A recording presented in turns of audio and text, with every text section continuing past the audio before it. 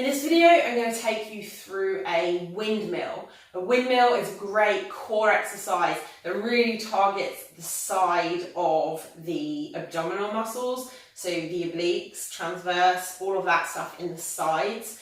I really love it because it works those muscles through a really big range of motion. It first stretches them out and then makes them contract through that range of motion, which is really important for addressing any tightness in those muscles.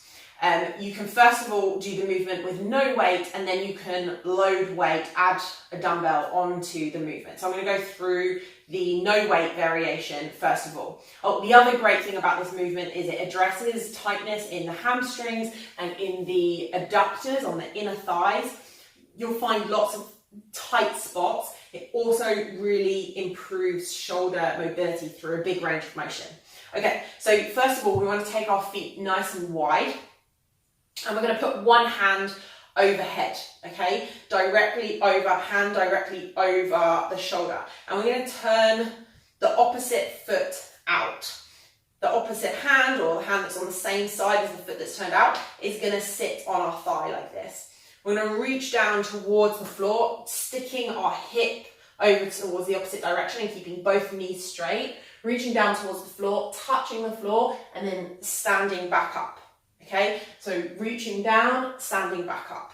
This is the basic windmill technique. You want to make sure you do a couple of things. You want to make sure you keep that hand stacked above the shoulder and perpendicular to the floor all the time. So it's always at this directly upright from the floor. What we don't want to do is this, okay? Because afterwards we're going to add a weight into this arm, and that's going to be really, really hard to control. Don't bend your knees. If you're really tight in your side and in your legs, you might only get this far. That's fine. Just go into your range of motion and then stand back up. This movement will help you address that tightness as well.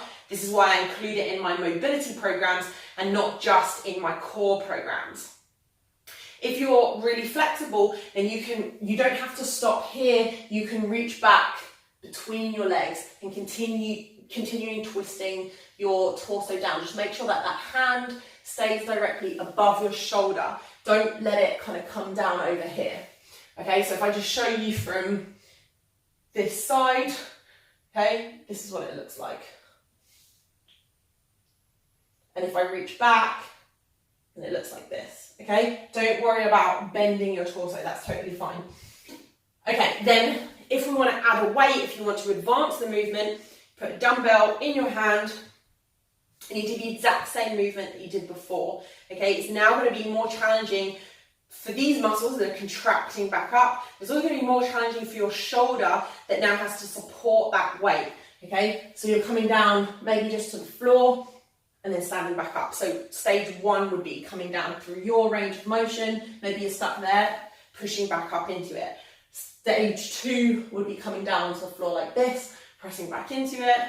And then stage three would be reaching back between your legs, which means you have to kind of reach back with the dumbbell to make sure that you keep hold of the dumbbell right above your shoulder.